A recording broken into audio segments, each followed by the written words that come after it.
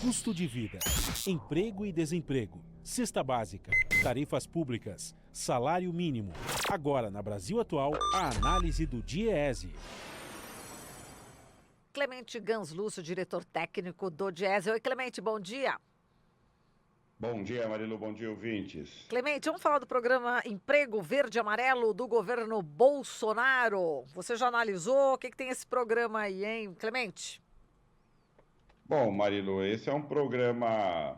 que o governo anunciou, e não só anunciou, mas já começou a implantação porque o fez por medida provisória. Inclusive, a medida provisória é um instrumento inadequado, porque ela é uma medida de urgência para um assunto relevante que exige uma intervenção imediata e, portanto, no momento que o governo edita uma medida provisória, ela já entra em vigor. O governo fez a medida provisória 905, ela altera dezenas de aspectos na legislação trabalhista, no direito trabalhista, no papel dos sindicatos,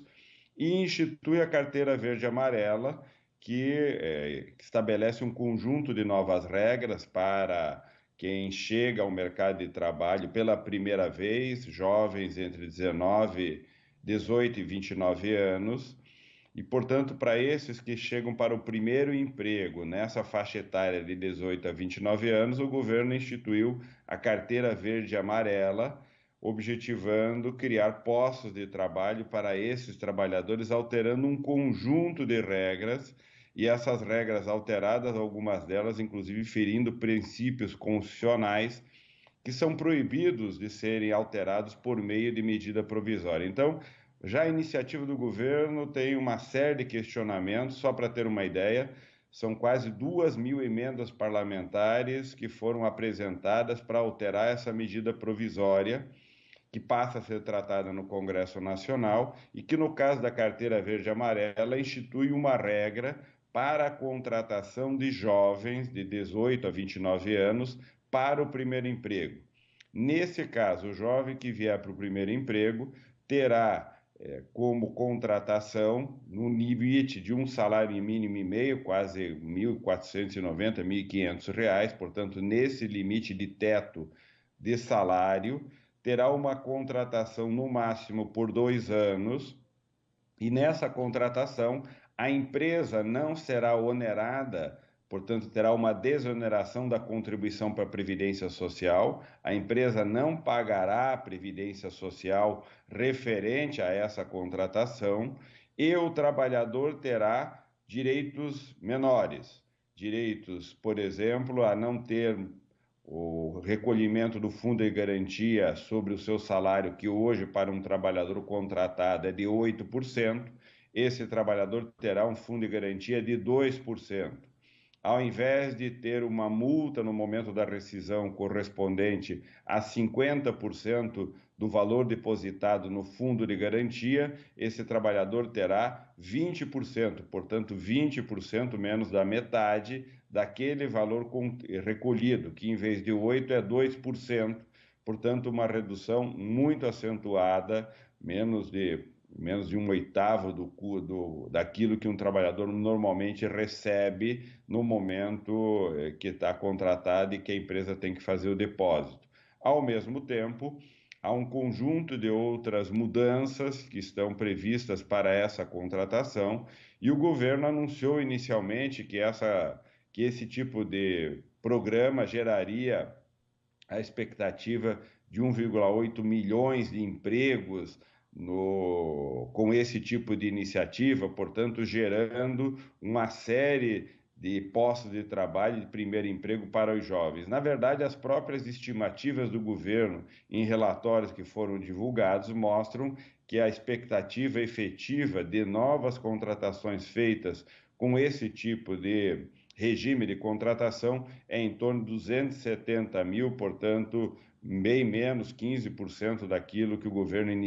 que anunciou como iniciativa dessa carteira verde e amarela, sem considerar uma série de efeitos que essa medida pode ter, que não está avaliada e, portanto, como iniciativa não foi ponderada do ponto de vista do debate, que é os riscos, por exemplo, de substituição de trabalhadores que já são contratados por jovens que vão entrar no mercado de trabalho, uma certa dificuldade muito maior para os jovens que já tiveram o primeiro emprego, mas que estão desempregados e que não serão priorizados por essa medida, portanto, ela prioriza e favorece de maneira diferenciada no custo da contratação o jovem do primeiro emprego. Isso poderá criar problemas para os demais jovens que já tiveram um posto de trabalho, mas que não estão empregados e estão desempregados, e poderemos ter uma série de outros efeitos relacionados a essa condição, por exemplo,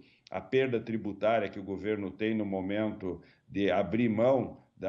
do custo da folha salarial por meio do pagamento do INSS. É um absurdo que o governo apresenta como alternativa. Na medida provisória, o governo propõe que o financiamento desse custo da desoneração da folha de pagamento da empresa para a contratação no primeiro emprego seja financiado pela oneração, portanto, pela tributação do trabalhador que recebe seguro-desemprego, que passará a recolher sobre o valor do seguro-desemprego um valor de 7,5%, 8% para o INSS, ou seja, quem vai financiar as empresas que vão desonerar e não vão contribuir para a Previdência é o trabalhador desempregado que recebe o seguro-desemprego. Portanto, essa medida provisória está cheia de estrupícios aí no meio, que na verdade cria uma confusão legislativa, um efeito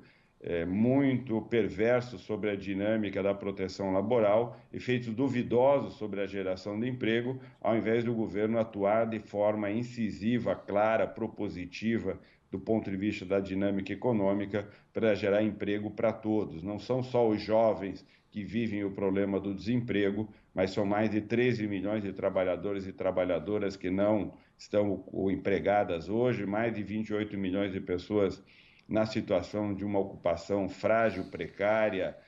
ou muitas vezes desempregados, ou na situação de desalento, uma informalidade muito grande, e não será com medidas pontuais nesta confusão legislativa que o governo atuará de forma incisiva para gerar emprego. O que gera emprego é crescimento econômico, coisa que não vem tendo a atenção adequada e nem as políticas corretas para enfrentar o grave problema do desemprego, que deveria ser a nossa primeira prioridade, oferecer emprego para todos os brasileiros e brasileiras. Marilu. Muito bem, Clemente, a gente agradece aqui a sua participação, sua análise crítica em relação à economia do governo Bolsonaro, né, as medidas econômicas. Um grande abraço para você e até amanhã. Até amanhã. Falamos aqui com o Clemente Ganslúcio, diretor técnico do Diese.